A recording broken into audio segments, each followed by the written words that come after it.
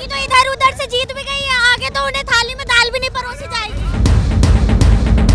आपके जैसे लोग आपके जैसे गद्दार बैठे हैं। एक अकेले मोदी को हराने के लिए इतने लोग इकट्ठा हुए थे, कुछ एकता वेकता नहीं। तुम्हारे जैसे लोग ना हमारे देश को खा के बैठे हुए। अखिलेश सिंह की सरकार में क्या हम लोग सेफ थे? हम लोग बाहर निकल पाते थे? अखिलेश जी की नई जमाने की सोच है। कर पाएगा? वो चोर है, वो पप्पू है, वो कुछ नहीं कर पाएगा। चोर दल है ना, ये हैं जेल बेल और फेल दल, और इनको शय किससे मिल रही है? देश विरोधी ताकतों से। कांग्रेस ये कहती है हमने 65 का युद्ध जीता, बताओ कितने इंच जमीन जीती? क्या जीता भाई? कांग्रेस ने मरवाया।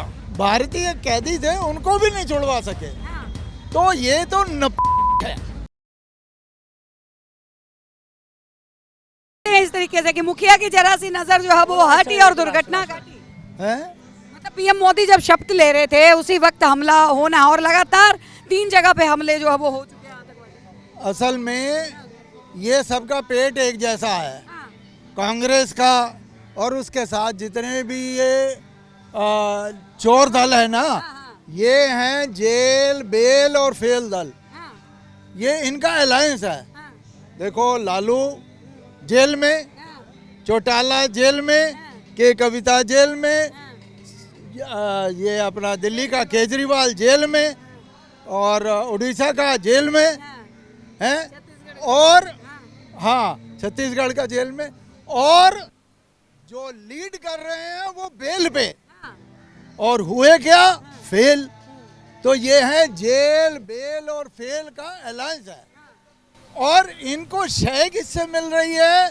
देश विरोधी ताकतों से, और पाकिस्तान इनमें प्रमुख है। कांग्रेस ये कहती है हमने 65 का युद्ध जीता, बताओ कितने इंच जमीन जीती? क्या जीता भाई? 3000 सैनिकों का कत्ल हुआ, और करोड़ों रुपया इस देश का सत्यानाश हुआ, और इस देश का देशभक्त प्राइम मिनिस्टर को इन्होंने मरवा दिया। कांग्रेस ने मरवाया, क्योंकि रशिया को अपना टाउट चाहिए था। सन 71 में क्या मिला? 5000 सैनिकों को मरवाया, करोड़ों रुपए खर्च किए युद्ध के अंदर, और 93,000 फौजियों को 1 साल तक यहाँ खिलाया, और आखिर में 1 करोड़ बांग्लादेशियों का बर्डन यहाँ इकट्ठा कर लिया, जो कि आज 10 करोड़ हुए हैं, और 1 इंच जमीन भारत को नहीं मिली। पीओके की तो बात छोड़ो, जो हम पाकिस्तान की जेल में 100-200 भारतीय कैदी थे, उनको भी नहीं छुड़वा सके। तो ये तो है, ये देश द्रोही हैं, ये पाकिस्तान और चीन के साथ मिले हुए हैं। ये आरजीएफ में पैसा कहाँ से आता है? ये सारे गद्दार हैं, और उन गद्दारों का लीडर राहुल गांधी है। उसकी फोटो भी गूगल में देखी है ना आपने, पैसे लेते हुए और उससे कम्युनिस्ट पार्टी के साथ समझौता करते हुए। ये चोर हैं, ये देशद्रोही हैं, और इनको हजम नहीं हो रहा कि कोई देशभक्त जो है वो इस देश के ऊपर शासन करे।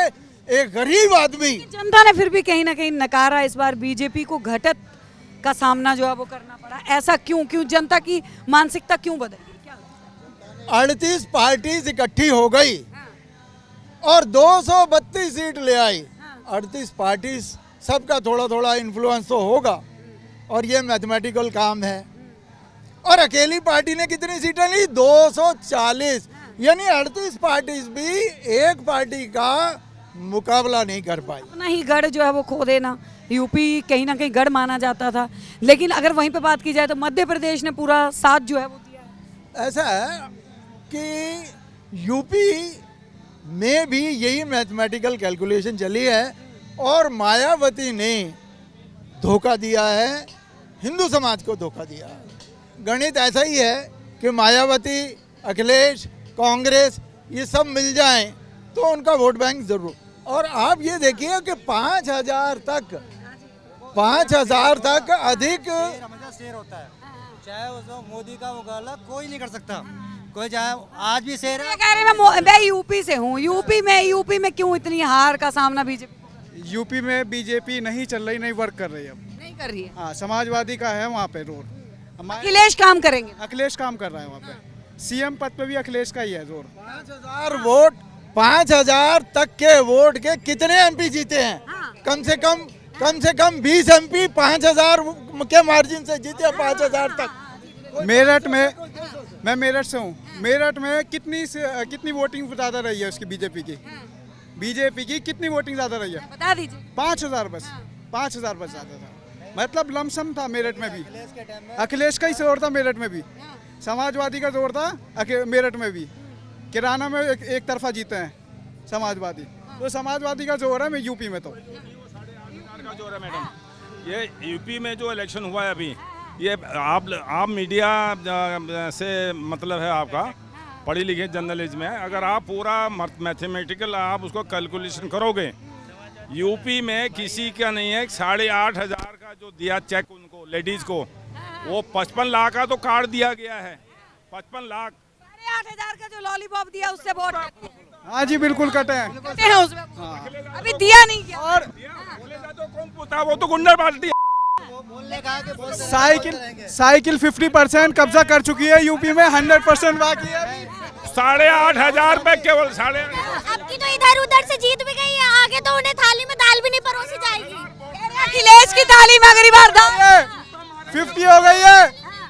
मिलेगी भी नहीं। अब की तो खाना थोड़ा बहुत दे भी दिया गया, आगे तो मिलेगा भी नहीं। तो मिलेगा नहीं इस बार। हम यूपी वाले हम बताएंगे आपको। सुनो, ये यूपी वाले ये लूटे, ये वही लूटे हैं जब मुलायम सिंह बोले थे लड़कियां से गलती हो जाती लड़कों से, अब इनको वो करने को नहीं मिल रहा है, इसलिए ये सपोर्ट कर रहे हैं। तो हमारा हिंदू राष्ट्र भी से चल रहा है।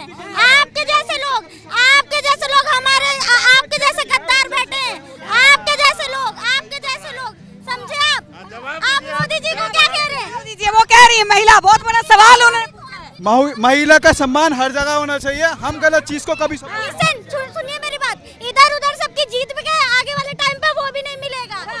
आगे वाले अभी तो गठबंधन में थोड़ा बहुत एक लाख रुपए ठुकरा दे कांग्रेस को, शर्म नहीं आ रही है?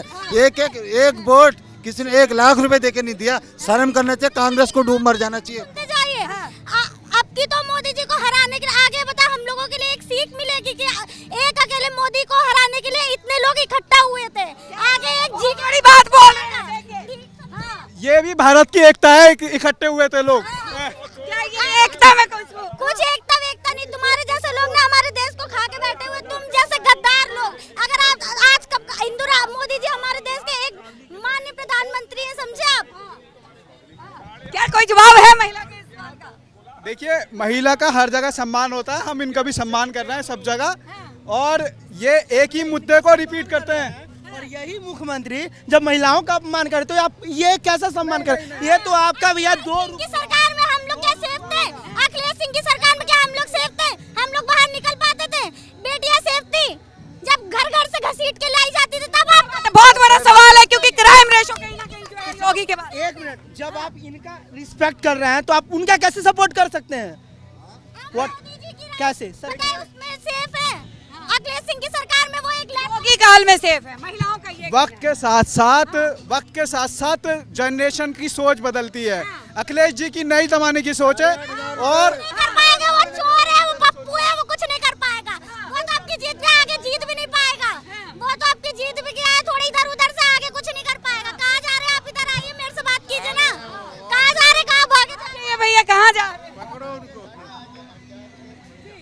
तो देखिए, ये लगातार जो है यूपी को लेके जो है काफी घमासान इस वक्त जो है वो देखने को मिल रहा है। यूपी की अगर बात करें तो कहीं ना कहीं अवध का हार जाना अवध वासियों के लिए बहुत बड़े शर्म की बात है, क्योंकि यहाँ पे अयोध्या की जनता को काफी टारगेट किया जा रहा है। लोग बाइकआउट करने की मांग कर रहे हैं, लोग यहाँ तक कह रहे हैं कि मंदिर जाएंगे लेकिन वहाँ पे कोई भी व्यापार नहीं देंगे। जी अयोध्या को जो बाइकआउट करने की बात कर रहे हैं ना, बिल्कुल गलत कर रहे हैं।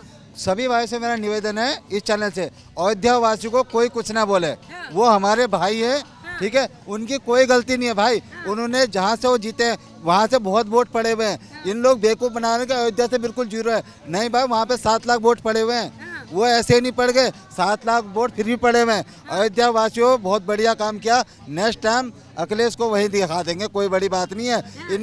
इनने वहाँ पे क्या क्या, यूपी की महिला खुद आई, बोला मेरे को यहाँ पकड़ लिया और मेरे बाप को, मेरे पति को वहाँ वोट देने भेजा और बोला घर आना, ये मंदिर है, इसकी कसम खा, मेरे उसी में दबा के आया। इन लोगों ने ऐसी गुंडागर्दी करी है और 8,500 रुपये के जो चेक दिए वो लोगों को क्यों नहीं बता रहे? हमने 8,500 के चेक पहले दे दिए, वो भी तो लोगों को बताए। शर्म कर लो, तुम्हारे 1 लाख रुपए लात मारी, तुम किस वहम में घूम रहे हो? अभी इनको पता ही नहीं चल रहा मैम, बिल्कुल। तो देखिए फिलहाल के लिए बने रहिए हमारे साथ, देखते रहिए सौगंध टीवी, पल पल के अपडेट जो है वो आपको दिखाते रहेंगे। फिलहाल अगर बात की जाए पीएम मोदी की, तो पीएम मोदी इस वक्त इटली के दौरे पे हैं, समिट में सम्मेलन में वो शामिल होने के लिए गए हैं और लगातार देश में हलचल बनी हुई है। चुनावी हलचल के बीच में मैं आशा शर्मा, कैमरामैन रोहित के साथ दिल्ली। आप देख रहे हैं सौगंध टीवी, सौगंध वतन की।